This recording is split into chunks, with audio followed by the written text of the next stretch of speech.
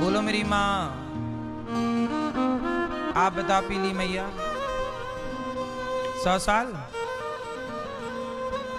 आप लोग कितने साल जीना चाहते हैं? हैं? 200। ये चश्मा वाली मैया सुनो, मैंने अपने जीवन में जो अनुभव किया वो मैं आपको बता रहा हूं कि उम्र मायने नहीं रखती।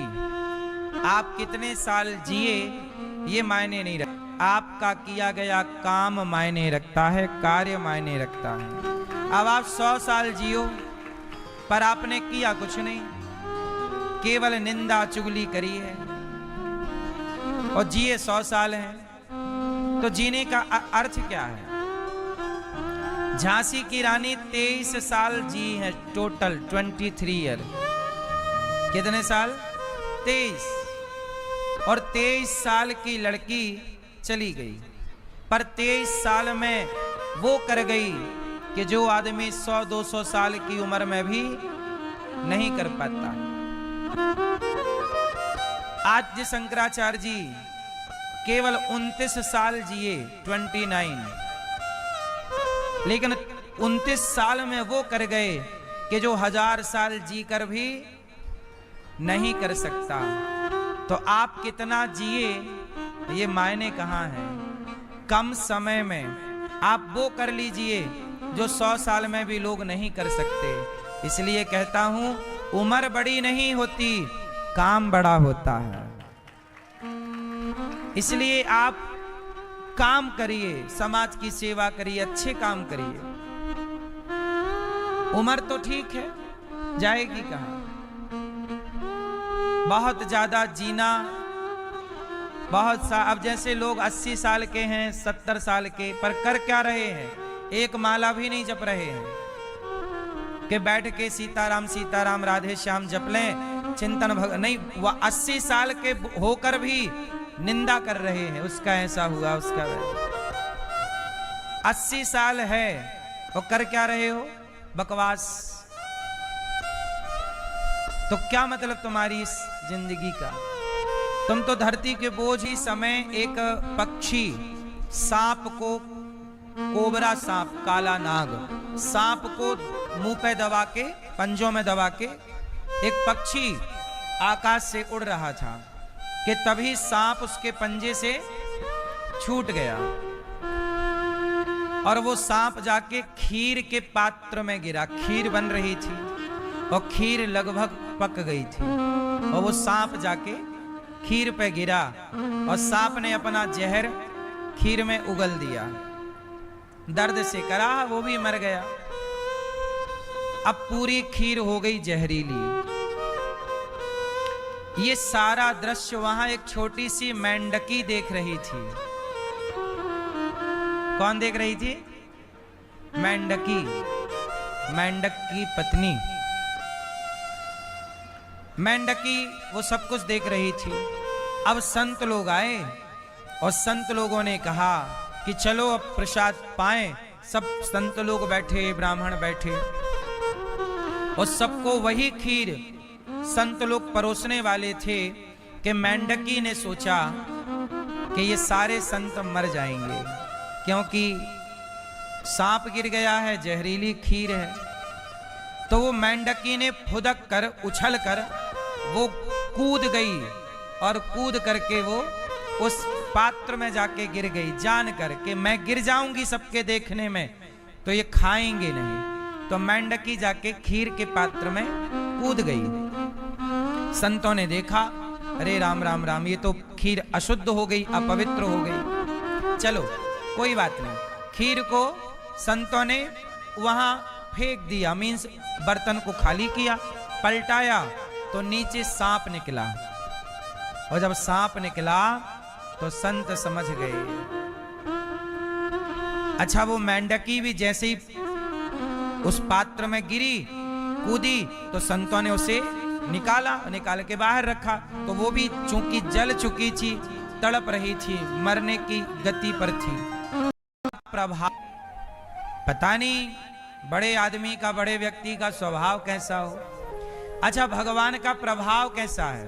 पहले मैं आपको प्रभाव की बात बताओ भगवान का प्रभाव कैसा है? भगवान का प्रभाव, भगवान कृष्ण का कैसा प्रभाव है? क्या प्रभाव है बताओ? ब्रह्मांड समाया हुआ है, ब्रह्मांड के मालिक हैं, ये प्रभाव है। और सुनो, प्रभाव क्या है कि भगवान को गुरु माता ने कहा। गुरु माता कौन? सांदीपनी जी की पत्नी। उज्जैन में पढ़ने गए भगवान कृष्ण।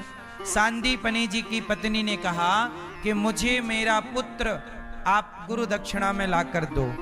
अच्छा, उनका बेटा मर चुका था। कब? 10 साल पहले, सालों पहले, जिसका कोई अवशेष भी नहीं था। अब जब गुरु माता ने कहा, भगवान कृष्ण की पढ़ाई पूरी हुई, तो गुरु माता से कहा कि माँ आपको क्या चाहिए? माँ ने कहा कि कन्हैया, आप मेरे पुत्र, जब मेरा बेटा मर गया है, आप मुझे मिले तो ऐसा लगा कि मुझे मेरा बेटा मिल गया। आप मुझे छोड़ के ना जाओ, मेरे पास रहो, बस मुझे आप जैसा बेटा चाहिए। भगवान बोले, मैया यदि मैं आपका बेटा आपको लौटा दूं तो गुरु माता ने जंगल में रह रही घास की झोपड़ी में विदुरानी और विदुर जी के यहाँ जाकर कहते हैं, काकी जी बड़ी भूख लगी है कुछ खाने को? 56 भोग दे रहा था वो दुर्योधन सोने की थाल पर, नहीं खाए। और काकी से कह रहे हैं, काकी जी है क्या कुछ खाने को? काकी बोली, वो भतुए की साग पका रही थी मैं, खाओगे? उसमें मिर्ची मसाला नहीं है। वो तो जंगल में रहते ना, जंगल की साग वाग पानी में पका के उबाल के खा लेते। तो भगवान को पत्तल पे, केले के पत्तल पर वो साग परोस रही हैं। साग परोसी तो पानी बह गया जमीन में, साग बची भतुए की।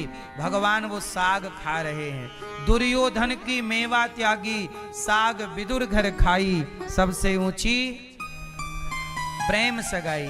साग खा रहे, ये क्या है? ये स्वभाव है। ये क्या है? जिसका प्रभाव इतना बड़ा हो उसका स्वभाव देखो। कि कहते हैं कि काकी अभी पेट भरा नहीं, तो काकी बगीचे से केला तोड़ कर ले आई और केला भगवान के आगे बैठकर टुकुर टुकुर देखती, फल छील कर फेंकती, अर्थात छिलका फल फेंकती जाती। और भाव में वो सब उल्टा सुल्टा हो गया। मैया को ना वो भूल गई क्या देना है ना, तो फल तो गूदा फेंकती जाती, केला का फल, और छिलका भगवान को देती जाती। और टुकुर टुकुर जब नवरात्रि में दुर्गा जी रखी जाती हैं तो कई जगह महाकाली रखी जाती हैं। तो महाकाली में शंकर जी लेटे होते हैं और माता का एक पांव शिव जी की छाती पर होता है। तो वही है कि इस धरती पर लड़ाइयां सदा से रही हैं। को बचाने के लिए कभी दुर्गा, कभी काली, कभी महाकाली, कभी राम, कभी कृष्ण, कभी नरसिंह भगवान, कभी वामन, अनेक अवतार आते रहे और अधर्म को समाप्त करते रहे। लेकिन धरती में फिर भी अधर्म है,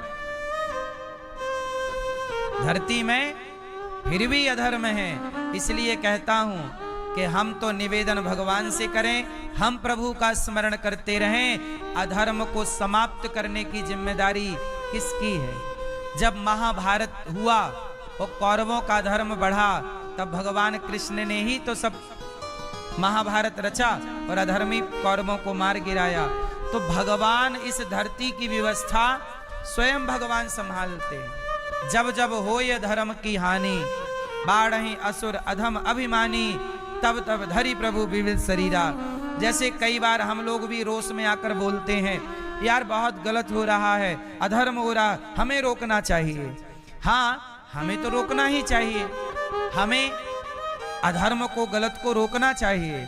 पर कई बार हमारे जैसे हम लोग चाहते हैं गौ हत्या रुक जाए, हम लोग चाहते हैं कि गौ हत्या, आप भी चाहते होंगे शायद, आप में से कितने लोग चाहते हैं कि गौ हत्या रुक जाए? देखो, आप सब चाहते हैं। हम अपनी व्यवस्था खुद संभालेंगे, हम लोग प्रयास कर सके। इसलिए मैं बोलता हूं, नेताओं से कहता हूं, मुझे कोई भी नेता मिलता है, मैं उसे गौ हत्या रोकने की बात जरूर कहता हूं, कोई भी नेता।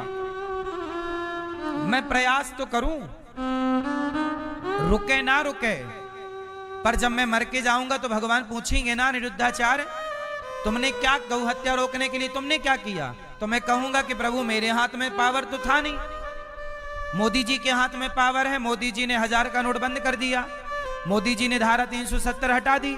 तो मोदी जी जब सब कर सकते हैं तो गौ हत्या भी बंद कर सकते हैं। तो पावर मोदी जी के पास है। अब मोदी जी से भगवान हिसाब मांगे कि मोदी जी बताओ तुमने गौ हत्या क्यों नहीं बंद की? तो मोदी जी को जवाब देना पड़ेगा ऊपर। फिर मोदी जी कहेंगे प्रभु मैं नेता नगरी में ही लगा रहा, गौ हत्या बंद नहीं कर पाया, मैं चुनाव प्रचार में ही लगा रहा, गौ हत्या बंद नहीं कर पाया। तो फिर मोदी जी अपना जवाब देंगे, पर मेरा भी जवाब मेरे से भी मांगा जाएगा। हाँ अनिरुद्धाचार्य जी आपने हत्यारी हैं, पुरानी सरकारें भी हत्यारी थी और वर्तमान सरकार भी गौ हत्यारी ही है। ये कलंक उन्हें मिटा लेना चाहिए गौ हत्या बंद करके। क्या कहते हैं आप? इतना कहना भी ना बड़ा है, इतना भी कहने की ताकत लोगों के अंदर नहीं होती। कौन विरोध करे, सरकार से कौन पंगा ले, लेकिन अपने को तो मरना ही है, तो अच्छा करके मरना है तो अच्छा करके। हम क्यों किसी के चाटुकार बने? क्यों मैया? भारत की सनातन की सेवा कर रहे हैं, और सनातन की सबसे बड़ी सेवा है गौ माता की सेवा।